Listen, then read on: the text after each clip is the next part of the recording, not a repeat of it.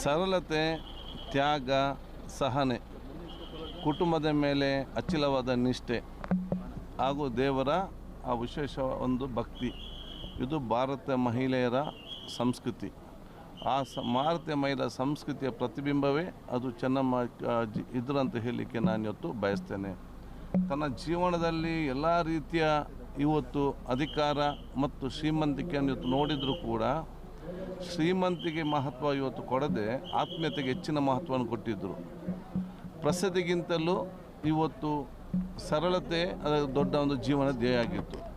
ಆದ ಕಾರಣ ಒಂದು ಇಂಥ ವ್ಯಕ್ತಿತ್ವ ಮತ್ತು ಸಾರ್ಥಕ ಜೀವನ ಕಂಡಂತಹ ಆ ಚೆನ್ನಮ್ಮಜ್ಜಿಯವರ ವ್ಯಕ್ತಿತ್ವ ಬಹುಶಃ ಅವರು ಇಲ್ಲದಿದ್ದರೂ ಕೂಡ ಅವರ ವ್ಯಕ್ತಿತ್ವ ನಮ್ಮ ಸಮಾಜದ ಮತ್ತು ನಮ್ಮ ದೇಶದ ಮಹಿಳೆಯರಿಗೆ ದೊಡ್ಡ ಪ್ರೇರಣೆ, ಪ್ರೋತ್ಸಾಹ ಅಂತ ಹೇಳಿ ಅವರ ಆತ್ಮಕ್ಕೆ ಶಾಂತಿ ಸಿಗಲಿ, ಅವರ ಕುಟುಂಬಸ್ಥರಿಗೆ ಆ ನೋವನ್ನು ತಡೆಯುವಂಥ ಶಕ್ತಿ ಪರಮಾತ್ಮ ಕೊಡಲಿ ಅಂತೇಳಿ ನಾನು ಪ್ರಾರ್ಥಿಸ್ತೇನೆ.